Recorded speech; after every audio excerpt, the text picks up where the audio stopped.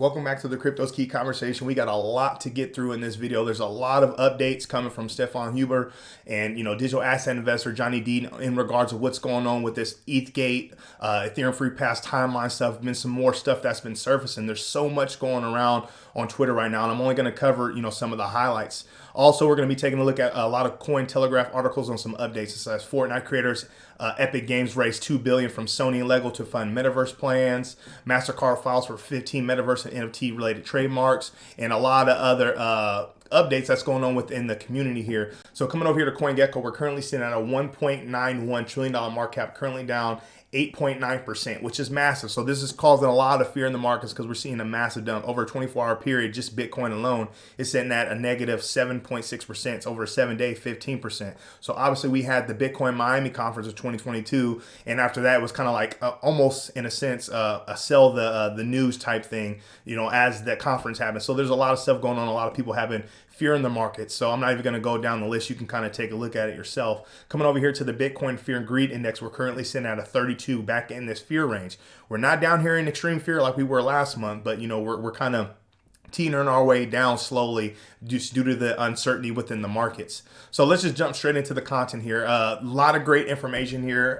That's, for us, that's been following the Ripple versus SC case, what's going on with, ETHgate 2022 and the Ethereum free pass timeline and so on. Stefan Huber's been massive in regards of his investigation skills and kind of searching and researching stuff that's going on in the background. And he's been surfacing some good stuff. It says, folks, I think I finally have it.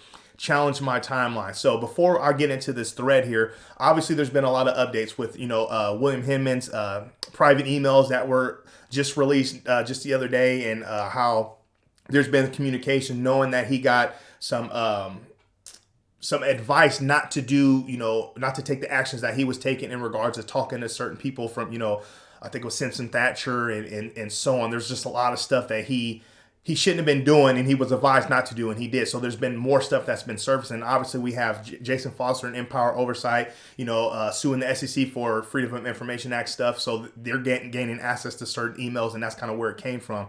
So it's been surfacing a lot. And Johnny Deaton, in the class action lawsuit, he was, kind of said on an announcement like, hey, we need all hands on deck. We need to keep researching and keep surfacing all this stuff so we can strengthen the timeline and strengthen, the scandal that's been happening in the background. So this is kind of all leading into what's going on right here. I know it was a master spill, but here we go. So this from Stefan Huber. It says, 1, Obama. Alibaba was investigated for irregularities by the SEC. Then Trump wins the election. 2, Jay Clayton, former Alibaba advisor, becomes SEC chairman. 3, Alibaba files a merger request with SEC to buy MoneyGram. So you can come in here and, or you can just pause it. I'll pull them up so you can just come in here and pause it. Just kind of take a look at what's going on here. Just quickly show that. So coming down here, he says, 4, Clayton brings in Hinman, who handled Alibaba's IPO and was named Deal Maker of the Year with Li-Ming Chen, Alibaba, in 2014. 5, Clayton and Hinman want Alibaba to do the MoneyGram deal, but, and then 6, United States National Security Council withdraws authority from the SEC. So you can come in here and pause and take a look at what's going on right here.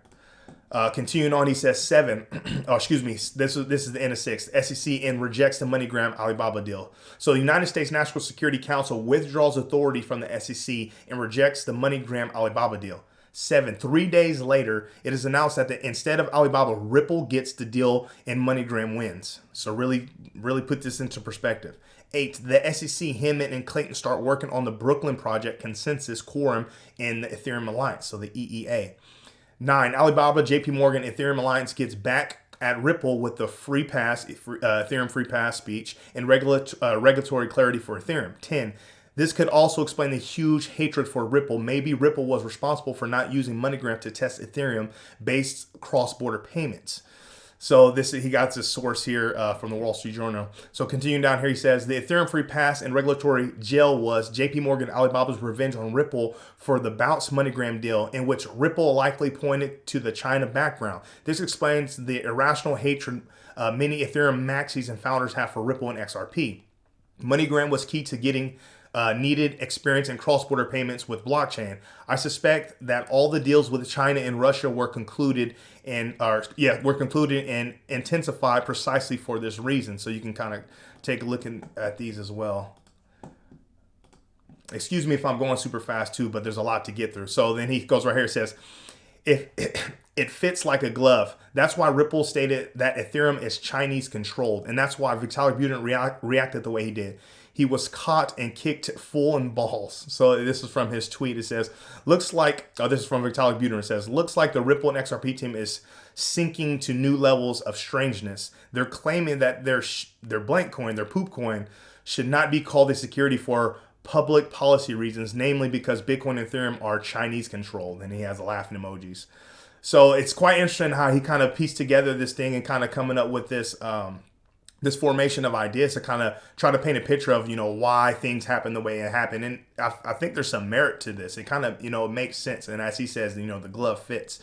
So curious to see as things unfold, where this is going to go in regards of, how this timeline, finally, instead of having just fragmented pieces all put together, we're going to have the whole puzzle, hopefully, if we get, access to those 63 emails and so on. So continuing on here, this is a great video. This is Laura Shin, and this is put up by Ripple Eye. It says, a secret shadow government behind Ethereum that people are scared to speak about. Vitalik Buterin whistled the wow when she brought them up. So this is, he added, obviously the solid people within the community, Eleanor Terrett, Johnny Deaton, Tag XRP, and so on. So let's take a listen into this. This is crazy. Shadow folks of the Ethereum Foundation who kind of controlled things in the background, but were never really named. How did you even find these people, and what is their power over the Ethereum Foundation? Yeah, so this is toward the latter part of the book, but a lot of people also talked about what they call the shadow government of the Ethereum Foundation. And it's different people who wield a lot of influence, or at least at that time, because my book ends in early 2018. So kind of in probably the 2017 era that this shadow government started, and there were a lot of people that were wielding influence in Ethereum, in the foundation, but were not necessarily people with official roles. And so a lot of people said to me, this is going on, and we don't like it for these reasons. And what's interesting is the people that were named as being kind of the big power players in this shadow government, it was fascinating. People would be scared to even mention their names to me. They would be scared to say that they had even just been at an event, not even that they've been doing anything at the event, but just that they've been there witnessing something, historic. So, people were, they seemed frightened of them, which was fascinating. And even, I mentioned this, so I am giving maybe a few spoilers, but when I asked Vitalik about one of them, he whistled, like he was just surprised that I mentioned the name, or just uneasy about it, or I don't know, but that was his response. So, clearly there's something. Well, there was a lot of concern about, is Ethereum sufficiently decentralized if Vitalik has so much power over the foundation? And I asked you this before, but maybe you can give your thoughts again. Yeah, actually my personal opinion is that it actually is, but only because Ethereum is so big now that I do feel that if the foundation went away, people would figure out some other way to organize to keep the... Yeah, just because how big it is doesn't make it decentralized. I mean, we all know that people that's, kind of in tune with what makes a digital asset truly decentralized. But anyways, isn't that crazy? A secret shadow government. Why are these people afraid to speak about certain names and certain individuals that's, takes part in this shadow government? Vitalik Buterin whistling. It's crazy. It just literally paints a picture of why us as XRP, investors and, the XRP community and us Twitter investigators and bringing up all this stuff, strengthening the Ethereum Free Pass timeline and this ETHgate scandal and so on. Like, all it does is validate what we're saying and what we're surfacing. It's not personal opinions. These are facts and video footage and audio footage of them in their own words. So it's like, this is just strengthening the fact that there's some shady stuff going on. Some powerful people are trying to suppress what's happening, and they got caught, and they're in the act of getting caught, and they're literally trying to cover their tracks. It's crazy, absolutely crazy. So continuing on here, digital asset investor Another Ethereum shadow government name revealed by Laura Shin in her book, The Cryptopians. She said people would be scared to even mention their names to her. Meet Wendell Davis. So Wendell Davis. So like I told you, Johnny Deaton, digital asset investor, literally put out, all hands on deck, whenever it comes to these shadow government individuals and these names as they start to surface and come out, they're saying everybody out there start researching, getting video footage from, all these events. If there's any video footage, make sure you send it to Johnny Deaton or digital asset investor or people that are, making videos so all that information can get out there. It's absolutely crazy what's going on. Coming over here, this is from T Cook with T Cook's Eye .eth. It says ETH OGs. So there's an image here. You can take a look at this image, and these are the names that was placed on here. It says Dino Mark, Yanislave Malahov, Charles Hoskinson, Antony D. Onofrio, Steve Dack, Wendell Davis, Jonathan Mohan, Joseph Lubin, Louis Parker, Gavin Wood, Vitalik Buterin, Anthony D. Lorio, Taylor Goering, Jason Colby, and Kyle. And I'm Kerbeg. Yeah, Kyle K. So start digging, start trying to find some information on that and surface that. Johnny Deaton says, look at what's been uncovered using only the internet, YouTube, public records, and Freedom of Information Act litigation. With those limited sources, we've uncovered massive improprieties. It's not if not criminal behavior. Now imagine what we uncover with subpoena power. This is absolutely massive.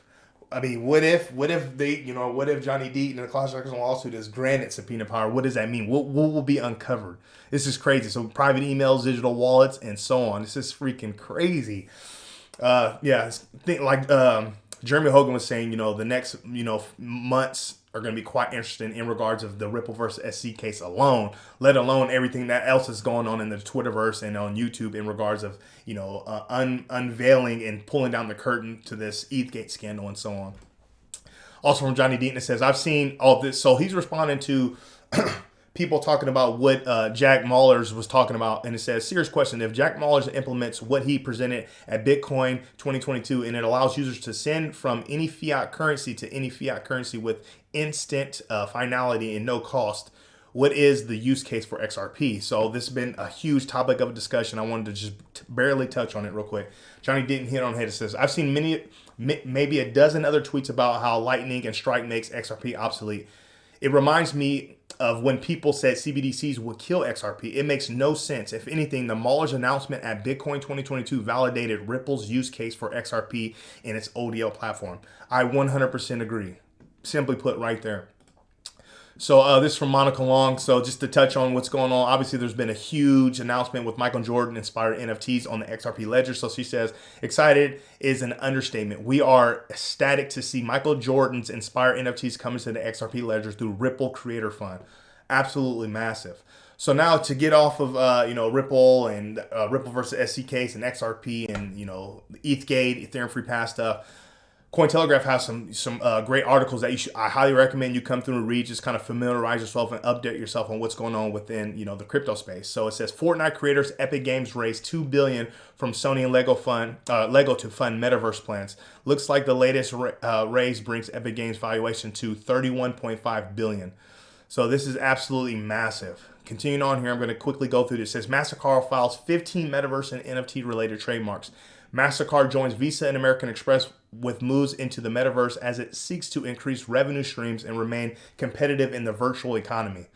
Obviously, metaverse, NFTs being massive in the mainstream. And we know that NFTs are here to stay. The metaverse is the next huge play within, this Web3 and the new age of the internet and the crypto space and so on. Right here, this is from Decrypt, says Coinbase to produce Bored Ape Yacht Club animated short films. The 3-part series will feature Bored Ape characters submitted by community members and tie into Coinbase NFT marketplace. It's going to be cool to kind of see this thing unveil here. Kathy Woods ARK Invest dumps PayPal favoring Bitcoin-friendly Cash App. So they're going with, what is it? Is it Jack's Cash App? It says Wood believes the Venmo is merely a follower of Cash App, which integrates more than doubles Venmo's revenue from almost half the numbers in users. just a food for thought right there. ETH devs implement first ever shadow fork as proof of stake testing continues. The shadow fork, which is intended to test the next phase of Ethereum's configuration, has no impact on the existing mainnet.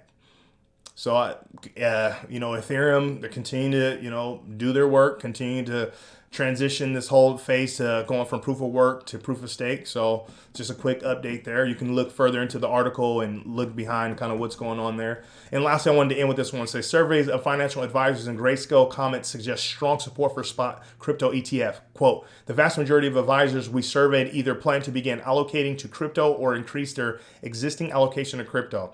So we've been talking about a Bitcoin spot ETF, being accepted by the United States, the SEC, and obviously there's been so many denials. So quite honestly, we've been waiting years and years for, a Bitcoin spot ETF. So to see, to finally get accepted would be absolutely massive for the entire market. And it will be that, catastrophic event, that event that really catapults this market into, the next phase, which would be absolutely massive. But I know that was a long video, but there's a lot going on. So, with all that being said, stay strong out there, be safe.